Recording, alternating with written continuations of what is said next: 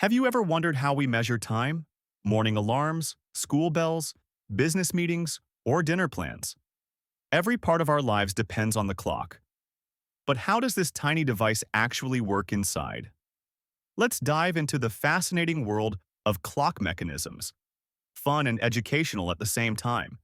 Humanity started measuring time thousands of years ago. At first, we used sundials, watching the shadow move. Then came the hourglass. The sand would trickle down and time would pass. But these weren't very precise. To measure time minute by minute, something more accurate was needed. That's when mechanical clocks made their grand entrance. Around the 13th century in Europe, the first mechanical clocks were built. They were massive, placed in church towers because making such small mechanisms was nearly impossible back then. Still, they revolutionized daily life. Bells now rang at regular times, guiding entire communities. So, how does a clock work? At the core of every mechanical clock is a power source, usually a spring or a weight. When the spring is wound, it stores energy. When the weight drops, it slowly releases energy. This drives the gears. But gears spinning alone aren't enough. The speed has to be controlled. That's where the true heart of the clock comes in. You know that famous tick-tock sound? It comes from the escapement mechanism. Its job is to release the clock's stored energy in tiny regular steps. That's how the hands move so precisely. In short, the escapement sets the rhythm. It's why we call it the heartbeat of the clock. In the 1600s, scientist Christian Huygens developed the pendulum clock. Thanks to its regular swings, timekeeping became far more accurate.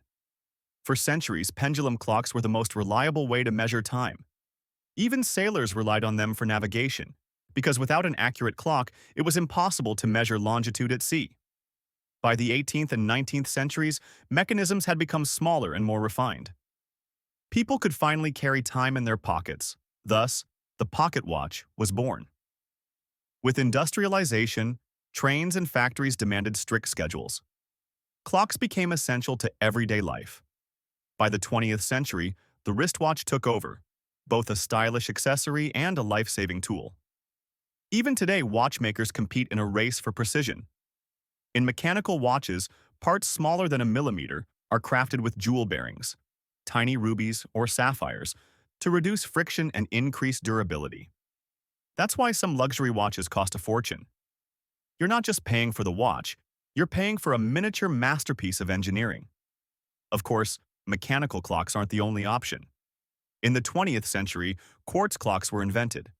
Inside them, a small quartz crystal vibrates when electricity passes through it. These vibrations keep time with incredible accuracy. Today, our phones, computers, and smartwatches measure time with atomic precision.